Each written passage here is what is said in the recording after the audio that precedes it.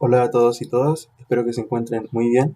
Bienvenidos a una nueva entrega de Repaso Online. Mi nombre es Guillermo Castro, estudiante de cuarto año, y en esta ocasión vamos a hablar sobre la fisiopatología del shock circulatorio. Para ello vamos a definir shock como un estado agudo de hipoxia celular y tisular, generalmente por falla circulatoria debido a una reducción en la oferta, un aumento del consumo, una utilización inadecuada de oxígeno o bien una combinación de estos mecanismos.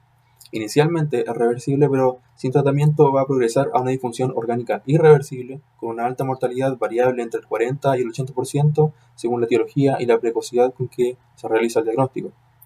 De los pacientes que ingresan a la UCI por shock, la gran mayoría es por shock séptico, que es una forma de shock distributivo, seguido por el shock cardiogénico, el shock hipovolémico y con menos frecuencia el shock obstructivo.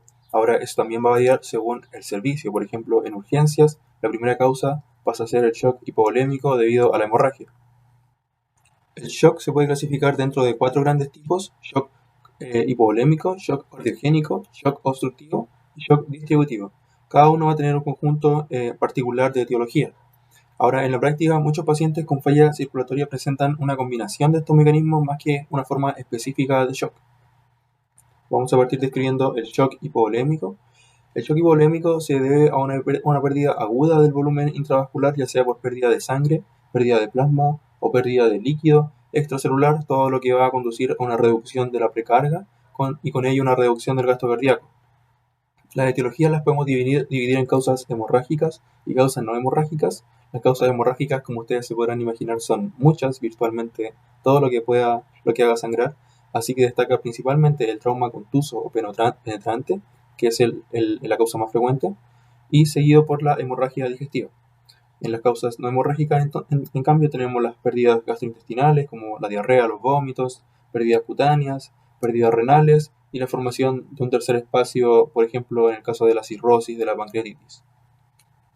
Dentro de su patogenia, la disminución de la volemia va a ser la injuria inicial, que se manifiesta por una disminución de la presión venosa central. Con la disminución de la volemia va a disminuir la precarga y con ello el gasto cardíaco, la presión arterial y finalmente se produce el shock. Con pérdidas pequeñas, es decir, de menos del 15% de la volemia, esta disminución de la presión arterial logra ser compensada por la activación del sistema renina-angiotensina-aldosterona y la liberación de ADH y catecolaminas, con los efectos que ya conocemos, ¿verdad? El aumento de la frecuencia cardíaca y la contractilidad, la vasoconstricción de los vasos de la piel y de los órganos no vitales, que en el caso de la piel se va a manifestar como una piel seca, pegajosa, la liberación de ADH y aldosterona, que va a conducir a la retención de sodio y agua, etc. En este sentido, la liberación de catecolaminas también podría inducir inquietud o agitación del paciente en una primera etapa. Ahora, a medida que el cuadro progresa y se compromete el flujo sanguíneo cerebral, también puede disminuir o probablemente va a disminuir el nivel de conciencia del paciente. Ahora, con pérdidas superiores al 15%, es decir, más de 750 ml, va a comenzar a manifestarse clínicamente y con una severidad variable según la magnitud de la pérdida. Por ejemplo, tempranamente con pérdidas de entre el 15 y el 30%, es frecuente encontrar al paciente taquicárdico, con una piel fría y pálida, con algún grado de agitación mental y sed, pero frecuentemente con una presión arterial normal porque esta aún está compensada. Ahora, a medida que progresa el cuadro con pérdidas mayores al 30%, cercano al 40%, aparece una hipotensión franca, con una taquicardia y una taquipnea de mayor severidad, o incluso con una disminución de los pulsos. Si bien puede presentarse cianosis, hay que considerar que en los casos de anemia por sangrado crónico también puede estar enmascarada. Tenemos aquí la clasificación del shock hipovolémico según la pérdida de sangre en clase 1, clase 2, clase 3 y clase 4. Cada clase va a tener, como les digo, su manifestación clínica dependiente de la magnitud de la pérdida de sangre, y podemos ver que la presión generalmente se encuentra compensada hasta pérdidas de 1500 ml, y a partir de ahí disminuye la presión arterial con una frecuencia cardíaca, una frecuencia respiratoria más significativa. Aquí destaca también que con pérdidas menores al 15%, es decir, de menos de 750 mililitros, la mayoría del cuadro clínico está compensado con una presión normal, una frecuencia respiratoria y una frecuencia cardíaca normal. En cambio, con pérdidas de más del 15%, entre 750 y 1500 ml, Si bien la presión arterial está normal, los primeros signos que aparecen son una alteración de la frecuencia respiratoria, una frecuencia respiratoria aumentada, una taquipnea y también una taquicardia leve, menos de 120 pero más de 100. Pasamos al shock cardiogénico. El shock cardiogénico va a ser secundario a causas intracardíacas de falla de bomba, es decir, de la función ventricular, que van a conducir a una insuficiencia cardíaca. Generalmente de instalación aguda, por ejemplo en el infarto agudo al miocardio, el ejemplo clásico, pero también puede ser manifestación de una enfermedad crónica en etapa terminal como una cardiomiopatía o la enfermedad coronaria. Dentro de su etiología la podemos clasificar en causas cardiomiopáticas, causas arrítmicas o causas mecánicas. Las causas cardiomiopáticas se refieren a causas que afectan o que comprometen el músculo cardíaco propiamente tal, y entre ellas van a destacar el infarto agudo del miocardio en casos que comprometan al menos un 40% del ventrículo izquierdo. Y también cabe mencionar que estas causas suelen ser de falla sistólica, mientras que las condiciones de falla diastólica raramente van a producir shock cardiogénico. Las arritmias en general pueden colaborar a la hipotensión en los estados de shock, pero algunas de ellas incluso pueden ser causa primaria de shock cardiogénico. Y por último, las causas mecánicas se refieren a alteraciones externas al miocardio que van a alterar la función de bomba del corazón, por ejemplo, un compromiso valvular, una estenosis aórtica, etc., una ruptura valvular sobre todo. Clínicamente, el shock cardiogénico se define por la disminución del gasto cardíaco, lo que va a conducir a la disminución de la presión arterial, la hipoperfusión y la hipoxia, a pesar de un volumen intravascular adecuado. O sea, el problema está en el corazón y no en la cantidad de sangre circulante. La disminución del gasto cardíaco nuevamente va a activar los mecanismos compensatorios, es decir, el aumento del tono simpático, la activación del eje renina-angiotensina-aldosterona, que van a inducir una vasoconstricción con un aumento de la resistencia vascular periférica, lo que podría incluso ser deleterio porque aumenta la descarga del corazón, o sea, el corazón va a necesitar vencer una resistencia aún mayor para poder eyectar la sangre a pesar del daño que ya tiene. Por otro lado, la disminución del gasto cardíaco y el aumento de la precarga que va a inducir el eje renina-angiotensina-aldosterona van a provocar que la sangre se acumule en el ventrículo izquierdo y no tenga posibilidad de sacarla debido a la falla de bomba. Entonces va a llegar más sangre, pero sale menos sangre de la que entra, y esto va a terminar aumentando la presión final de diástole y la transferencia, y consecuentemente una transferencia retrógrada hacia los capilares pulmonares que, por último, puede llegar a provocar un edema pulmonar agudo. Esta congestión pulmonar permite explicar en parte la clínica. El paciente se puede presentar con disnea, con ortopnea, y a medida que la presión sigue aumentando hacia el territorio venoso, con ingurgitación yugular y edema periférico. También puede manifestarse con cianosis por el estancamiento de la sangre a nivel periférico y la extracción aumentada de oxígeno de la hemoglobina por parte de los tejidos periféricos. Disminuye la presión arterial, especialmente la sistólica, por lo que la presión de pulso, es decir, la diferencia entre la presión sistólica y la presión diastólica, es estrecha, a diferencia del shock hipovolémico, donde esta diferencia es mucho más amplia. Va a disminuir la diuresis por la hipoperfusión renal y por el efecto de la aldosterona, y va a aumentar la presión venosa central por el aumento de la precarga y la transferencia retrógrada de la presión. Por último, la disminución de la perfusión cerebral puede provocar que el paciente se encuentre agitado o con un menor nivel de conciencia a medida que progresa el cuadro. Por otro lado, el shock obstructivo se refiere a situaciones donde hay una obstrucción mecánica que impide el flujo a través de la circulación central, es decir, a través de las grandes venas y arterias, a través de las cavidades intracardíacas o a través de los pulmones. Se produce por alteraciones por lo general, pero no únicamente extracardíacas, que alteran la función del corazón en el sentido de que dificultan su llenado y por lo tanto la precarga del ventrículo izquierdo, o bien obstruyen el flujo dentro de las cavidades del corazón, como habíamos mencionado, y todo esto va a llevar a una disminución del gasto cardíaco. En este sentido, se parece al shock cardiogénico y de hecho se suelen confundir con frecuencia. Aquí no lo puse para evitar confusiones y dejar solamente las causas más clásicas, pero por ejemplo la cardiomiopatía restrictiva, la obstrucción de las válvulas del lado derecho, la obstrucción de los tractos de salida ventriculares o los mixomas atriales, que son unos tumores que crecen hacia la cavidad intracardíaca, generalmente en el atrio, y pueden eventualmente obstruir el flujo. También podrían considerarse causas obstructivas en cuanto van a dificultar el llenado del corazón o van a impedir el flujo de sangre a través de la circulación central. La diferencia con el shock cardiogénico es que recordemos que en el shock cardiogénico la causa era intracardíaca, y en este caso la causa por lo general no se encuentra en el corazón propiamente tal, sino que es externa, es extracardíaca. La etiología la podemos dividir en dos grupos: causas con compromiso de la vasculatura pulmonar o causas mecánicas. La mayoría de los casos son por compromiso de la vasculatura pulmonar, principalmente por la embolia pulmonar masiva o también en casos de hipertensión pulmonar severa. Cualquiera de los dos casos va a provocar, cualquiera de los casos de los casos de vasculatura pulmonar va a provocar secundariamente una falla ventricular derecha. En los casos de las causas mecánicas, por otro lado, la alteración fisiológica primaria va a ser la reducción de la precarga del ventrículo derecho más que una falla ventricular, a excepción quizá del taponamiento pulmonar, como vamos a ver en la siguiente diapositiva. Dentro de su patogenia, la obstrucción, cuando se localiza antes de llegar al corazón, por ejemplo en el caso de un neumotórax a tensión, como se ve en la imagen, que comprime las venas cavas, va a determinar un menor retorno venoso. Por otro lado, si la obstrucción se encuentra después del ventrículo derecho, va a significar que el ventrículo derecho necesita vencer una mayor resistencia para mantener el flujo, es decir, aumenta su postcarga.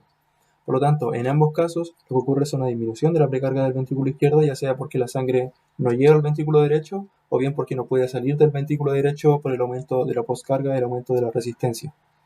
En los casos de tromboembolismo pulmonar e hipertensión pulmonar, el principal mecanismo es el aumento de la postcarga del ventrículo derecho por el aumento de la resistencia que genera el émbolo o el aumento de la presión de la circulación pulmonar. En los casos de tromboembolismo pulmonar, además de la obstrucción que genera el émbolo de forma primaria, también intervienen sustancias vasoactivas como la serotonina o el tromboxano, que son liberadas desde el émbolo y desde el tejido pulmonar dañado, y también van a contribuir al aumento de la resistencia porque inducen vasoconstricción pulmonar. En el caso del taponamiento cardíaco, lo que ocurre es que se acumula líquido a presión en el espacio pericárdico y esto va a terminar por comprimir las cavidades cardíacas y va a impedir que los ventrículos se llenen de sangre, es decir, va a disminuir el volumen final de diástole y además por lo tanto va a disminuir la precarga. La compresión va a aumentar la presión intraventricular, por lo que también se eleva la presión de la arteria pulmonar de forma retrógrada. En cualquier caso, el aumento de la postcarga del ventrículo derecho va a conducir a una falla ventricular derecha con un aumento de la presión venosa sistémica y esto se manifiesta clínicamente y de forma característica con ingurgitación yugular y edema. Existe además un aumento del tono adrenérgico de forma compensatoria que se manifiesta como taquicardia y que en este caso va a tener una importancia especial en la compensación de la disminución del gasto cardíaco porque recordemos que este se produce principalmente a expensas de una disminución de la precarga. En etapas avanzadas, por otro lado, puede presentarse como bradicardia en vez de taquicardia. En el taponamiento cardíaco puede haber lo que se conoce como un pulso paradójico, que se define como una disminución amplia de la presión arterial y de la amplitud de la onda de pulso durante la inspiración. Pasamos ahora al shock distributivo, cuya característica fundamental va a ser la vasodilatación sistémica severa, mediada por diferentes sustancias y mecanismos según la etiología del shock. Es decir, la disminución de la presión arterial se produce a expensas de una disminución de la resistencia vascular periférica, a diferencia de los otros tipos de shock que suelen ser mediados por una disminución del gasto cardíaco. Dentro de esa etiología encontramos muchas causas, pero a grandes rasgos las podemos dividir en shock séptico y en shock no séptico. Vamos a revisar cada uno. En cuanto al shock séptico, primero vamos a definir la sepsis como una reacción desregulada del organismo a la infección, lo que va a llevar a una disfunción orgánica potencialmente mortal. Esta es la principal causa de shock distributivo que en este sentido va a corresponder a la disfunción circulatoria, es decir, con hipotensión e hipoperfusión, que va a estar mediada por esta respuesta inflamatoria desregulada. Se diagnostica en presencia de una hipotensión que requiere del uso de fármacos vasoconstrictores para mantener una presión arterial media mayor o igual a 65 milímetros de mercurio, más la presencia de un lactato sérico mayor o igual a 2 milimoles por litro. Todo esto a pesar de haber recibido una adecuada reposición con fluidos. En la patogenia del shock séptico, las sustancias liberadas por los microorganismos tienen la capacidad de activar células endoteliales, así como elementos celulares y humorales de la respuesta inmune innata. Esto va a conducir, por lo tanto, a una cascada de eventos entre los que se incluye una respuesta inflamatoria con activación del complemento, activación y lesión endotelial, inducción de un estado procoagulante y otras anormalidades metabólicas.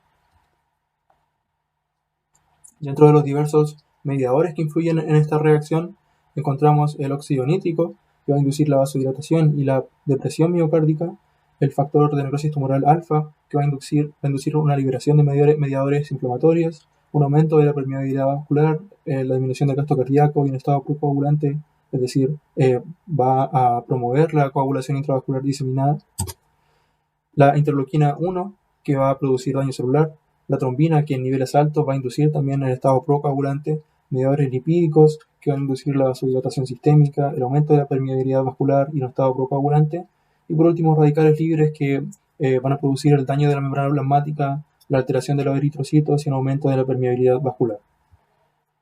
En esta imagen entonces podemos ver graficada cómo la intervención de los productos microbianos pueden inducir mediante diferentes mecanismos bioquímicos y fisiológicos diferentes efectos sistémicos como la isquemia tisular, la vasodilatación y el aumento de la permeabilidad vascular, la fiebre, disminución de la contractilidad miocárdica, la inmunosupresión, todo lo que eventualmente puede llevar a la falla multiorgánica. En etapas iniciales, la vasodilatación va a propiciar un estado hiperdinámico, es decir, con un aumento del gasto cardíaco, en el que el paciente se va a encontrar con las extremidades rosadas y tibias. Recordemos, a diferencia de lo que ocurre en otros tipos de shock donde hay una vasoconstricción periférica, lo que va a provocar que la piel esté más bien fría o incluso pálida. Además, se encuentran signos propios de la sepsis como la leucocitosis, la leucopenia y la fiebre. Y a medida que el cuadro progresa, el edema condicionado por el aumento de la permeabilidad vascular va a disminuir el volumen circulante efectivo, mientras que los efectos metabólicos de la inflamación sistémica van a generar un estado de depresión miocárdica, es decir, se combinan mecanismos de shock hipovolémico y shock cardiogénico, además del shock séptico o el shock distributivo propiamente tal.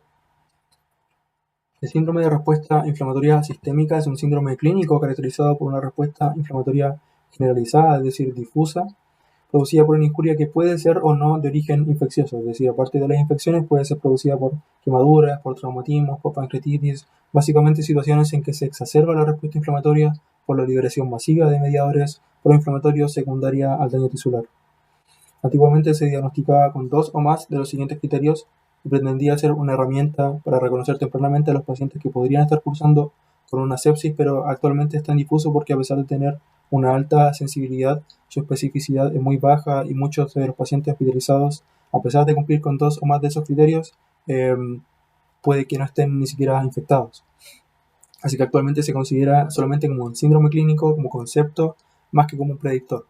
En la actualidad, en cambio, en los pacientes que tienen sospecha de sepsis, se aplica otra escala, la escala de Quick-SOFA, ¿sí? Que fue publicada en 2016 y sí es un predictor de mortalidad con un rendimiento mucho mayor. Los pacientes que cumplen 2 o más de esos criterios son considerados de alto riesgo y deberían ser sometidos a mayores estudios clínicos y paraclínicos. Esos criterios son un estado mental alterado, es decir, un Glasgow menor a 15, una presión arterial sistólica menor o igual a 100 milímetros de mercurio y una frecuencia respiratoria de 22 respiraciones por minuto. Mayor a 22 respiraciones por minuto, perdón. En cuanto al shock neurogénico, resulta que las lesiones medulares por encima del nivel T6 de la médula pueden cursar con hipotensión y shock franco por el daño sobre las vías simpáticas. En este proceso habría una lesión primaria, es decir, una lesión directa sobre la médula, por ejemplo, por un traumatismo, lo que va a producir un daño sobre el núcleo intermedio lateral, sobre el asta lateral y la raíz anterior de la médula, que va a llevar a una disminución del tono simpático y una predominancia del tono parasimpático. Todo esto conduce a una disminución de la resistencia vascular periférica y de la frecuencia cardíaca, a expensas de lo cual se produce una disminución de la presión arterial. También puede jugar un rol la depresión del centro vasomotor, por ejemplo, en caso de TEC severo o por la acción incluso de algunos fármacos anestésicos. La disfunción, el compromiso circulatorio eventualmente va a perpetuar y va a aumentar el daño sobre la lesión primaria, lo que se conoce como lesión secundaria, producida por el compromiso circulatorio. Clínicamente se manifiesta por hipotensión, arritmias e inicialmente piel tibia y ruborizada que eventualmente progresa a hipotermia por la disfunción circulatoria. También se ha planteado como un cuadro de disfunción autonómica generalizada con hipotensión ortostática, con desregulación de la temperatura y por la pérdida de otros reflejos autonómicos. En la imagen vemos entonces el mecanismo del shock neurogénico, donde se produce una lesión por encima de T6 que va a cursar con hipotensión arterial, bradicardia, hipotermia por disfunción autonómica, interrupción de las vías simpáticas, y recordemos que como se trata de una lesión medular, también puede acompañarse por lesiones de la motilidad como paresias y abolición de los reflejos. El shock anafiláctico se produce por una reacción alérgica severa, por ejemplo, por una picadura de insecto como abejas o avispas, por alimentos como nueces o mariscos, o incluso secundario a algunos fármacos como la penicilina. Como toda reacción alérgica, estaría mediada por inmunoglobulina E, donde participa también la liberación de algunos mediadores desde los mastocitos y los basófilos. La clínica, además de la disfunción circulatoria, va a incluir alteraciones cutáneas como el prurito y la urticaria, síntomas respiratorios como la tos y la asfixia por el edema laringio, el broncoespasmo y además síntomas gastrointestinales como náuseas, vómitos y cólicos abdominales. Ya habiendo revisado todas las formas de shock, hay que considerar que el diagnóstico en general, independientemente del tipo de shock, es eminentemente clínico, basado en la evidencia de hipotensión, hipoperfusión y mecanismos compensatorios. Esto puede ser demostrado mediante hallazgos clínicos o paraclínicos, es decir, de laboratorio.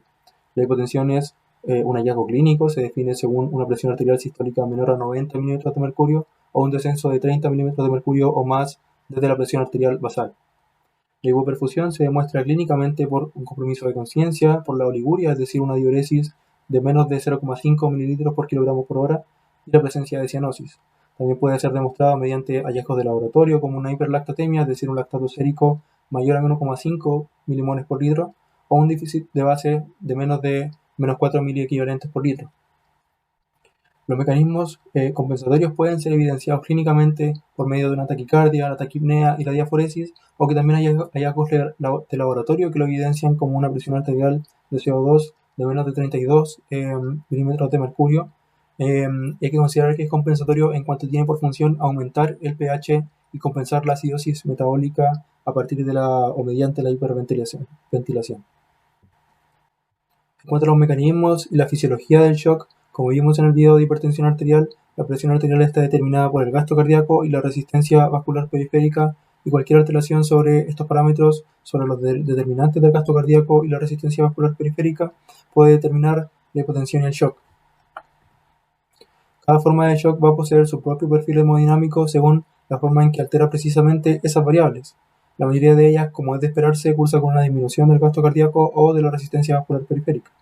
En general, el shock hipovolémico, el shock cardiogénico, el shock y el shock obstructivo en etapas tardías se caracterizan por una disminución del gasto cardíaco con un aumento compensatorio de la resistencia vascular periférica en un intento por mantener la presión arterial y la perfusión sobre los órganos vitales. Ahora, inicialmente pueden manifestarse con un gasto cardíaco normal, a excepción del shock cardiogénico, donde la causa primaria es una falla de la función cardíaca y por lo tanto se caracteriza por un gasto cardíaco disminuido desde el principio, digamos. De manera similar, el shock distributivo se asocia a una disminución de la resistencia vascular periférica con un aumento compensatorio del gasto cardíaco, que sin embargo, a medida que progresa el cuadro, puede encontrarse disminuido por el compromiso de la función cardíaca. El mensaje que quiero entregar con todo esto básicamente es que el shock casi siempre se asocia a hipotensión y de hecho es lo más frecuente, pero no hay que olvidar que un paciente en shock también se puede encontrar normotenso o hipertenso incluso. De hecho, existen algunos casos donde se puede presentar shock con un gasto cardíaco normal, una resistencia vascular periférica normal, incluso una perfusión tisular normal. ¿Se le ocurre cómo puede ser esto posible? ¿Qué Pokémon es este? Al principio de la presentación definimos shock como un estado agudo de hipoxia celular y tisular, generalmente por falla circulatoria, debido a una reducción en la oferta, un aumento del consumo y o una utilización inadecuada de oxígeno. Esto último se refiere a situaciones de disfunción mitocondrial, por ejemplo, por una enfermedad mitocondrial hereditaria o secundaria a intoxicación por monóxido de carbono o cianuro, que son sustancias que inhiben la fosforilación oxidativa por la interrupción de la cadena transportadora de electrones. O sea, por muy bien que esté funcionando el corazón, por mucha sangre que esté llegando a los tejidos, el oxígeno no puede cumplir su función dentro de la respiración celular y esto tiene los mismos efectos, por supuesto, que cualquier otro shock en daño orgánico, falla orgánica múltiple y eventualmente muerte. En el contexto del shock, la hipoxia celular va a causar una serie de procesos bioquímicos tales como la disfunción de la bomba sodio-potasio en la membrana celular, edema intracelular, la salida del contenido intracelular al extracelular y la desregulación del pH celular. Cuando estos mecanismos progresan a un nivel sistémico, van a determinar la instalación de una acidosis, la disfunción endotelial, la activación de cascadas pro y antiinflamatorias que van a reducir aún más la perfusión tisular, ya sea por mecanismos humorales o microcirculatorios. Los niveles de ácido láctico se han considerado tradicionalmente como un marcador de hipoperfusión e hipoxia tisular, tanto así que actualmente, y como ya vimos, forma parte del criterio diagnóstico de shock séptico. Esto tiene cierto fundamento fisiológico en que en condiciones de hipoxia tisular se favorece la respiración anaeróbica, específicamente la fermentación láctica, liberando como uno de sus productos el ácido láctico. Ahora, esto suena bien en la teoría, pero en la práctica el flujo de lactato es mucho más complejo y no se limita solo a la fermentación láctica en condiciones de estrés. Por ejemplo, la glucólisis aeróbica inducida por epinefrina produce hiperlactatemia en un proceso que poco tiene que ver con la hipoperfusión tisular, sino que ese lactato funciona más bien como una molécula transportadora de energía que puede ser utilizada como combustible por el músculo cardíaco y el cerebro. De la misma forma, la reducción de la función hepática predispone a hiperlactatemia porque impide el metabolismo de lactato a glucosa en el hígado en un proceso conocido como el ciclo de Cori. Entonces, pareciera ser que el lactato no es tan buen marcador de hipoperfusión realmente. Ante este inconveniente, han surgido alternativas como el monitoreo multimodal de la perfusión en el shock séptico, que busca reinterpretar la hiperlactatemia según la evaluación de parámetros más sensibles al flujo capilar, por ejemplo, el tiempo de higiene capilar, la saturación venosa central y el gradiente arterial de CO2, que van a permitir distinguir si esa hiperlactatemia es producida efectivamente en el contexto de una hipoperfusión o bien es por otros factores como el estrés. Esto tiene importantes implicancias terapéuticas porque, por ejemplo, si el paciente realmente está hipoperfundido, probablemente se va a beneficiar de la reanimación con volumen, pero si no, puede que la reanimación sea más bien perjudicial. Ahora, esto no quiere decir, y no estoy queriendo decir con esto que el lactato no sea útil, sigue siendo un buen marcador pronóstico, pero es para que tengan en cuenta que no necesariamente es tan específico y que seguramente en el futuro aparezcan nuevas propuestas.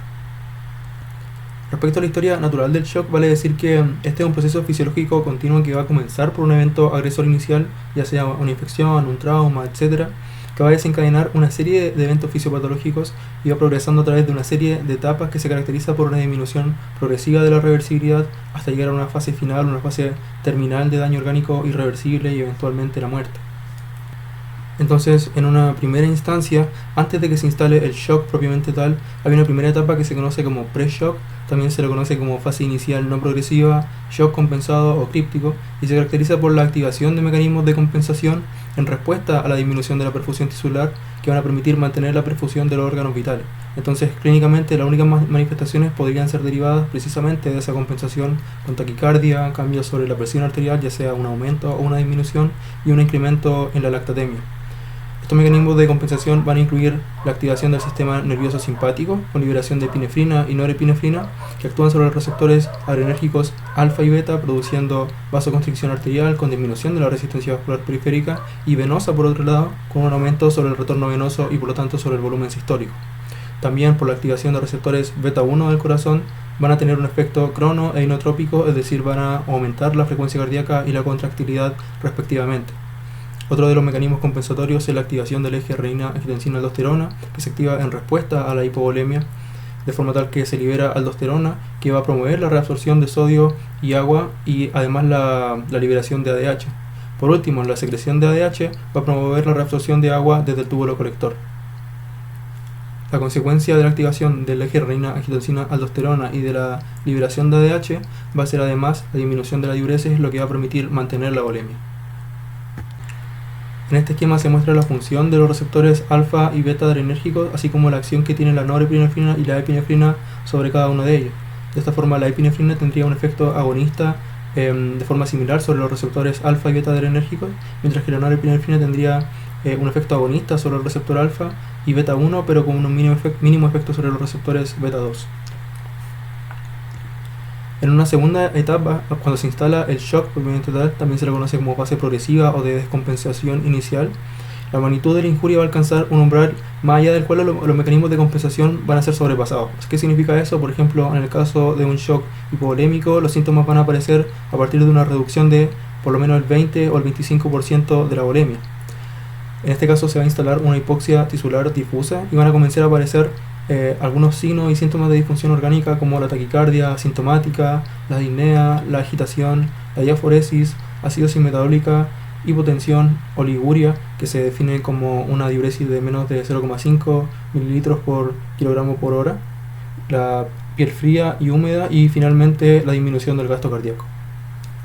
Sin un manejo adecuado, el shock va a progresar a una fase donde el daño orgánico es irreversible y se produce una falla multiorgánica. Esta fase es conocida como disfunción orgánica terminal y se caracteriza porque se liberan sustancias desde las células dañadas como enzimas lisosomales que junto con la isquemia y el daño endotelial van a agravar y perpetuar el shock. Además, la acidosis y la liberación de óxido nítrico van a favorecer la depresión de la función cardíaca. La isquemia renal además va a producir una insuficiencia renal aguda con anuria. La hipotensión se hace resistente al tratamiento. Y por último, la agitación que presenta el paciente en etapas anteriores progresa a un compromiso de conciencia, coma y eventualmente la muerte. Eso sería todo por esta vez. Para la bibliografía me basé en el Manual de Fisiopatología Clínica de Kunstmann, el libro de Medicina Interna basada en la evidencia, el Robbins de Patología y la base de datos de UpToDate. El resto de referencias la incluí dentro de la presentación. Espero que les haya gustado y les haya servido mucho. Recuerden que si quedaron con alguna duda en este video o alguno de los otros videos anteriores que haya hecho, pueden escribirme a mi correo que va a quedar acá. Me gustaría aprovechar esta instancia para agradecer a Daniel Rojas, egresado de Lotal, que tuvo la amabilidad de cederme algunas de sus diapositivas. Y eso, nos vemos en la próxima oportunidad.